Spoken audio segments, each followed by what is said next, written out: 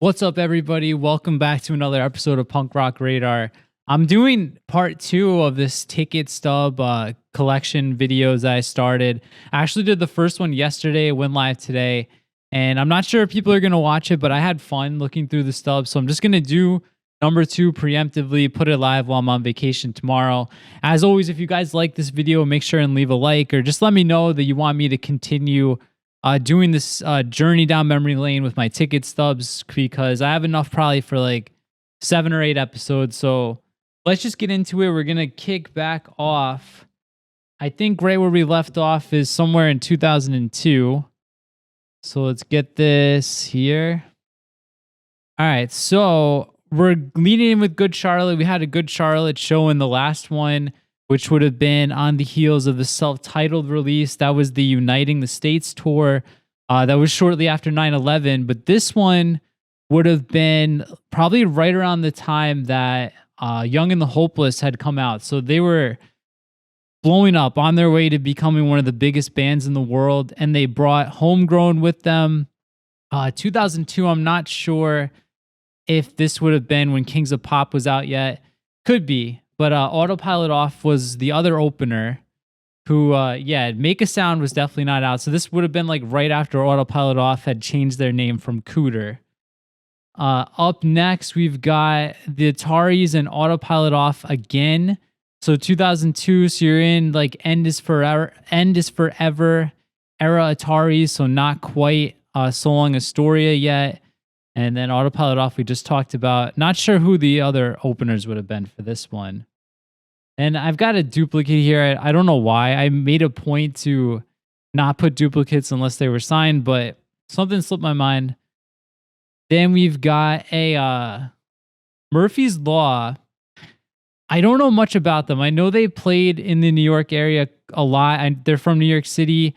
The only thing I can remember about these guys is they had a song about CeeLo, like that dice game. The album was pretty decent. I remember back in the day, all of us had it. I don't know if it's because they played all the time or if it was actually good. But openers are Offset Chance and Soul for Sale, probably just local bands. I'm not too familiar with them. Then we've got AFI, February 1st, 2003. So probably right before Sing the Sorrow had come out. This would have been openers for this one was The Explosion, who also had just signed to a major label. Their Black Tape was their major label album that had Here I Am and the re-recording of No Revolution. But yeah, this was like the perfect time for me to see AFI, because this is right where I think their best stuff had come out, right before Sing the Sorrow. Love that album, but after that, it gets a little dicey for me. So was glad to see a headlining show with them before things went downhill. Then this is a cool one. This is Sum 41. And I had told a story in the last video how I got stuck at Grand Central Terminal by myself because I had gone to Less Than Jake. I stayed for the encore. I missed the train home. So this one, back then, this is 03. This is like the pop punk explosion. A lot of my friends were not into the major label, the MTV punk rock bands like Sum 41. So I had erroneously told Lewis that Good Riddance was opening. I don't know if it was a mistake on my part or on purpose, but No Use for a Name was actually the opener, which is so cool nowadays that, I got a chance to see No Use. I saw them at festivals, but I want to say this is probably one of like only 3 or 4 times I saw them. I mean, Roseland's a large venue, but it's a lot smaller than it would be at like a Warped Tour. Other bands for this one would have been Starting Line and Authority Zero. So overall, pretty cool show. Glad to get a chance to see all those guys. Especially Sum 41 and No Use, 2 of my favorite bands. Then we're back to Poughkeepsie. We've got the Bouncing Souls with Worthless United and the Casualties. So this is Friday, March 21st, 2003. This would have been probably Anchors Away era Bouncing Souls. So cool to see them there. This is at least the 3rd time they've been in the book. Then this is another Bouncing Souls concert. All right, same date. Actually, this just has a different opener. It looks like Mark Sly This one had Worthless United. This is signed by the Casualties, I believe. Then we've got, let's see, Hardcore Show. I guess Every Time I Die. This would have been Hot Damn era. Dying Vision, Asheroth. Not sure who those are. And then Dreams Forever Dying, which is the most MySpace sounding band name I've ever heard. All right, cool show here. Brought this up in an Off the Radar episode, but this is Beefcake, who were on Fearless Records. They put out their album Rejected. And this is the only time that I got to see Beefcake, at least that I have physical proof of. And there was like 8 to 10 people at the show, and Beefcake Rejected is one of my favorite albums from that era. So was stoked to get to see them here. Other bands, Last Kid Picked. This was PJ, who was in Matchbook Romance before they got signed. For some reason, they didn't take him with them to Epitaph, so he formed Last Kid Picked. South View, I think someone in that band used to date a girl I was working with, and No Other Alternative. No idea who that is. Up next, we've got Catch-22, The Goodwill, Madcap, River City Rebels. I feel like this would have been right around the demise of Catch-22. I'm not sure. Matt is the big Catch-22 fan out of us. I like some of the early stuff, but probably like right around this time is when I started to fade out of that. But we are doing for Scala Days in December, Catch-22, Streetlight Manifesto tier list. So if you like these bands, make sure and keep an eye out for that. Up next, we've got a show that would never be at I don't know what the chance is in Poughkeepsie. Maybe 600, 700 people fit there if they open up the top. This is Thrice. They used My Chemical Romance. So Thrice 2003. This is probably a little after Artist in the Ambulance, which is, phenomenal album. Those first 3 Thrice albums are just ridiculously good. The Used would have been touring the self-titled album, which is another album that I like. And then My Chemical Romance. This is 3 Cheers. I don't know. I'm not a huge fan of My Chemical Romance, but just cool to see some of these bands right before they got really big. Then this one, I have no idea who did this to my ticket stub. When I was younger, around this time, I would have still been in high school. I used to just have my ticket stubs on my bedroom wall. Somebody came in the room and crossed out Rufio, who was the opener for this. I don't know if it was like a pop punk hater, because there were a lot of people like that at the time. But this was with Yellow Card and before Ocean Avenue, obviously, if Yellow Card's an opener. And Don't Look Down, underrated band who was on Nitro Records back in the day. If you don't know Don't Look Down, go check them out. They're going to be coming up actually next again and maybe another few times, because next we have Weird Show. We've got Lagwagon. So 2003 Lagwagon, this would have been Blaze, I want to say, Blaze tour. Then you got the Transplants. I used to like them around this time, not so much anymore, but I'm pretty sure, don't quote me on this, I don't have any evidence to say yes or no, but I think that Yellow Card and Rufio opened this show, because this is Monday, May 5th, 2003. This is Sunday, May 4th, 2003. So I'm pretty sure since they were already in New York, they just played it. I know they were on the tour later on, so pretty sure that's the case. Then we've got Roger Muir in the Disasters.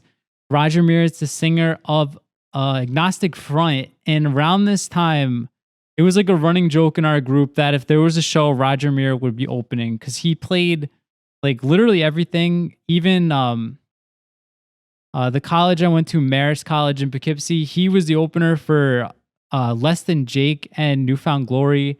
He was just at every show, like regardless of the genre. It was just pretty funny at the time. Then we've got another bigwig ticket. They were in the last video. This is with Don't Look Down, who I said was going to be popping up. And again, if you're sleeping on Don't Look Down, go check them out. And of course, if you don't know Bigwig, one of the best bands out of the New York, New Jersey area in the late 90s, early 2000s. The Schematics is a band. I feel like I saw them a bunch, and I want to say they were a ska band or like a ska punk style band, local but I don't remember too much about them. I'll have to see if they're on Spotify. And last page, we're going to do Warped Tour 2003. So this is the third Warped Tour in here. This is the first one I believe I went with just friends. My Uncle James had taken me to the first three in Camden, New Jersey, Randall's Island, and Englishtown Raceway, I want to say, were the first three. And this one is in Asbury Park. This was me, Lewis, Matt, and my girlfriend at the time went to see this. This is another stacked lineup. If you don't know the Warped Tour lineups from those early 2000s, go look it up. Then we've got Matchbook Romance headlining. So I failed to mention this in the last video, but that Getaway ticket stub.